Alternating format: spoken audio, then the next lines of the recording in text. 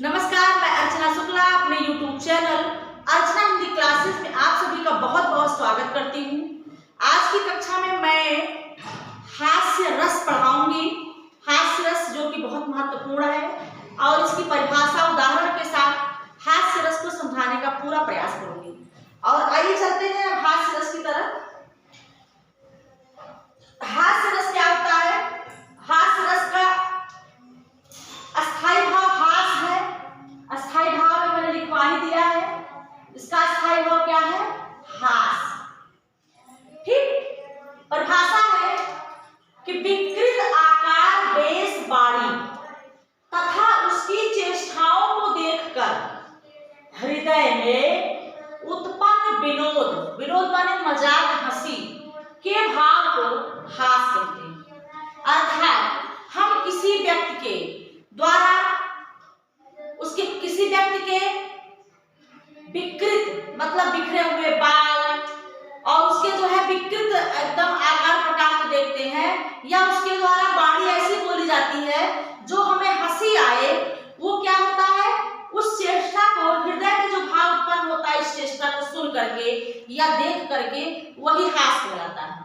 ठीक। हास्य क्या है? हास्य रस किसी व्यक्ति के विकृत आकार प्रकार, वेशभूषा तथा उसके द्वारा ऐसे शब्द बोले जाए, ऐसी बातें बोले जाए जो मेरे हृदय में, पाठक के हृदय में या श्रोता के हृदय में एक विनोद का, हंसी का भाव उत्पन्न कर दे, वही हास्य रस कहलाता है।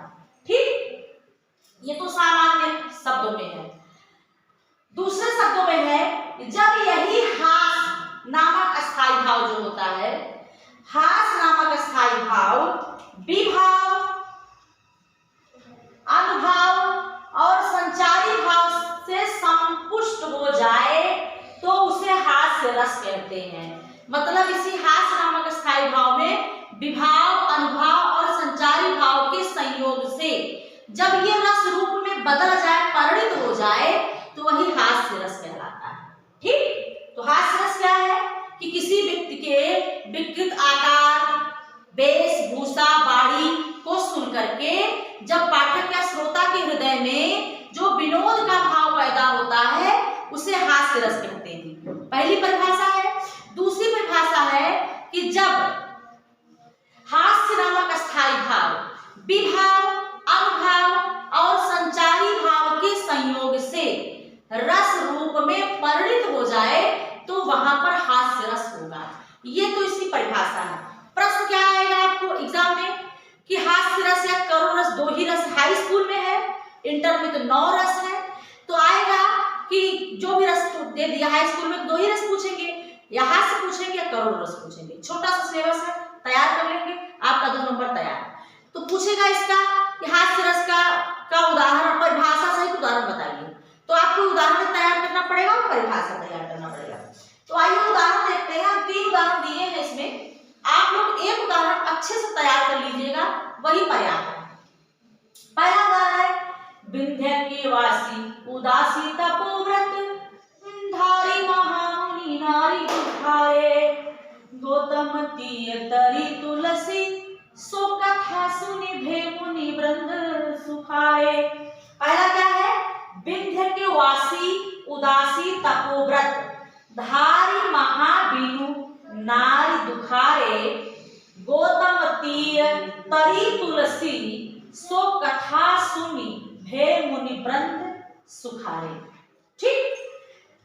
तो ये एक पहला हो गया, पहला उदाहरण। दूसरा है हंसी हंसी भाजे देख दुल्हा दिगंबर को, पाहुनो जो आए हिमांचल के उछाह में। दूसरा है जो आपको सरल लगे, एक तैयार कर लीजिए बस।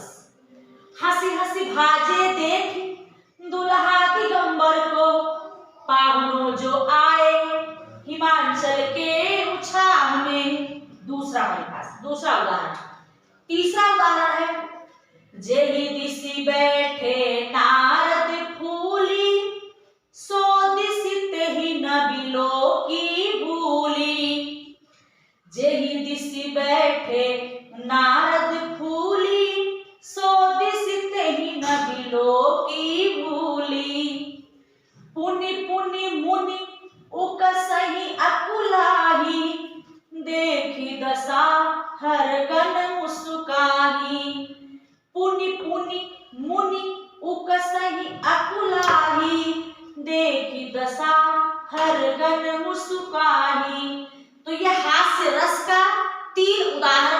मैंने आपके सामने प्रस्तुत किया है।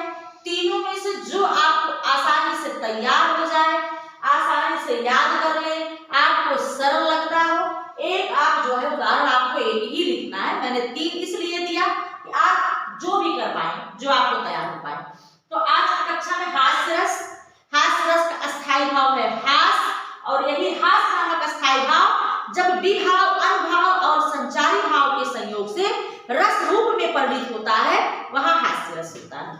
तो हास्य रस की कक्षा आज की जो है आप लोगों के सामने मैंने प्रस्तुत किया, और आप लोगों को हास्य रस समझ में भी आ गया होगा।